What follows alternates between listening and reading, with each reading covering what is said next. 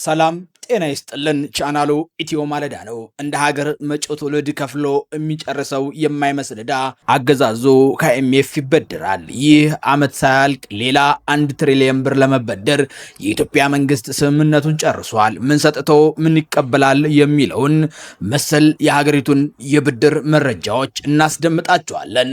አብራችሁን ቆዩ።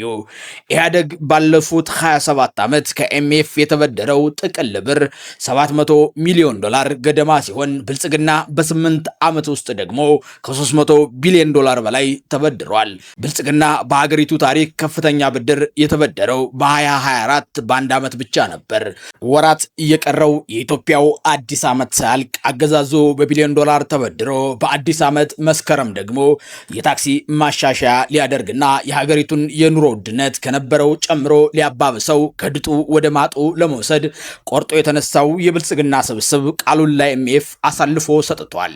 አይኤምኤፍ ለሚሰጠው ብድር በምትኩ የ4 ኪሎ መንግስት በነዳጅ፣ በሪል ስቴት፣ በአልኮልና ትንባሆ እንዲሁም በኢንቨስትመንት ታክስ ነፃ መብቶች ላይ አዳዲስ ቀረጦችን ሊጥል መሆኑም ተሰምቷል። በአጠቃላይ መንግስት ሲያደርጋቸው የነበሩ ድጎማዎችን ሙሉ በሙሉ አነሳለሁ ሲል ለአይኤምኤፍ ቃል ገብቶለታል። አይኤምኤፍ እንደገለጸው የኢትዮጵያ መንግስት $5 ቢሊዮን አዲስ የውጭ ብድር ለማግኘት ሲል እነዚህን ሰፊ የታክስ ማሻሻያዎች ተግባራዊ ለማድረግ ወስኗል። ይህ የሆነው የብድሩ ቅድመ ሁኔታ የሀገሪቱን የውስጥ ገቢ በከፍተኛ ሁኔታ ማሳደግ ስለሚጠይቅ እንደሆነም ተብራርቷል። የአብይ አህመድ መንግስትና የአህመድ ሺዴ የኢኮኖሚ ዘርፍ አማካሪዎች ከአይኤምኤፍ በአለቃቸው ትዕዛዝ ለሚበደሩት ገንዘብ መመለሻ መንገዱ የሀገሪቱን ዜጋ በከፍተኛ ግብርና ታክስ ማስጨነቅ ነው። ለዚህም ነው ከታክስ ተራ አስከባሪ እስከ ሰፈር ደላላ አገዛዙ በግብር ሰበብ ገንዘብ ይካፈላል። በኮሪደር ሰበብ ኑሯቸውን ከመሃል ከተማ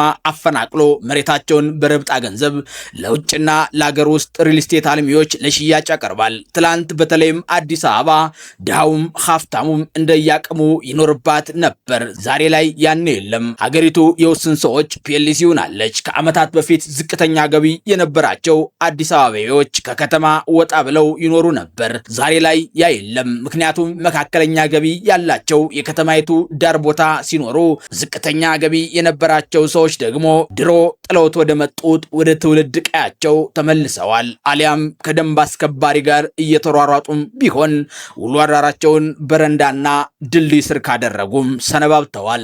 ሰው በሀገሩ ባይተዋር ከሆነም ሰነባብቷል። አንድ የሶሪያ ተፈናቃይ በመዲናይቱ በነፃ ሲለምን፣ በተቃራኒው ደግሞ አንዲት ከትግራይ ወይም ከሲዳማ አሊያም ከዋግብራና ወሎ የመጣች እናት ግን ለመለመን እንኳን ነፃነቷን አጥታ በአዳነች አቤቤ ቡችሎች ስትገፈተር ማየት አዲስ ነገር አይደለም። የብልጽግና የኢኮኖሚ ዘርፍ አማካሪዎች የጠቅላዩ መንግስት የሚያደርገውን ጦርነት ቢያስቆም የብድር ጫናው እንደሚቀንስ መናገር አይፈልጉም። ምክንያቱም ጦርነቱ ሀገርን የማዳን ሳይሆን ስልጣንን የማቆየት የህልውና ጦርነት ነውና።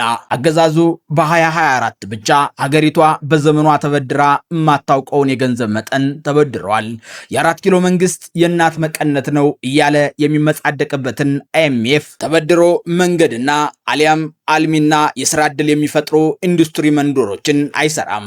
ሳር ይተክላል አሊያም ውስኖች የሚዝናኑበት ፓርክና ቅንጡ ሪዞርቶችን ይሰራል። ስራዬን አላያችሁልኝ ሲልም ወቀሳውን ይቀጥላል። ወይም ደግሞ በዶላር የድሮን ጥይቶችን እየገዛ እመረዋለሁ ከሚለው ዜጋ ላይ ይተኩሳል። ታዲያ በዚህም መሰረት የነዳጅ ድጎማው ሙሉ በሙሉ ተነስቶ ዋጋው በገበያ እንዲወሰን የሚደረግ ሲሆን በሪል ስቴት፣ በመኪና ባለቤትና በተለያዩ ምርቶች ላይ እንደ አዲስ ቀረጦች የሚጣሉ መሆኑን የሚነግረን ሀገሪቱን አስይዞ የሚበደረው የሚመራን መንግስት ሳይሆን እወቅሉኝ ሲል የሚነግረን አበዳሪያችን አይኤምኤፍ ነው። ጠቅላይ ሚኒስትር አብይ አህመድ በአንድ ወቅት የዓለም አቀፍ የገንዘብ ድርጅት አይኤምኤፍ ብድርን ቀላልነት ሲገልጹ ከአይኤምኤፍ መበደር ከእናት መቀነት እንደ መፍታት ነው ማለታቸው ደግሞ ይታወሳል። ይሁን እንጂ ዛሬ ላይ የዚያ ቀላል ብድር ተብሎ የተነገረለት የአይኤምኤፍ ብድር ቅድመ ሁኔታዎች በዜጎች ኪስ ላይ እየፈጠረ ያለው ጫና ቀላል አለመሆኑን የብዙ ኢትዮጵያውያን ኑሮና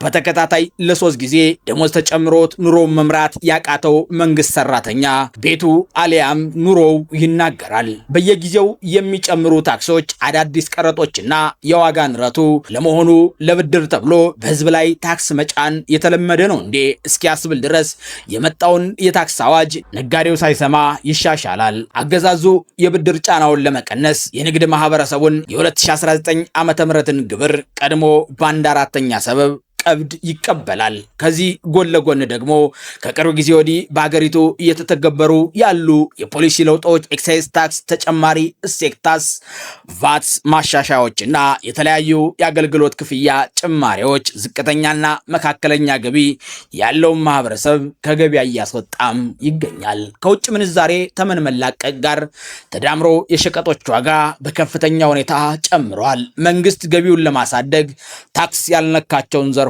ሁሉ በባትሪ እያፈላለገ ወደ ታክስ መረቡ ለማስገባት የሚያደርገው ጥረት በንግዱ ማህበረሰብና በሸማቾች ላይ ድርብ ጫና ፈጥሯል። ለዛሬው በዚህ ቆየን። ቻናሉ ኢትዮ ማለዳ ነበር።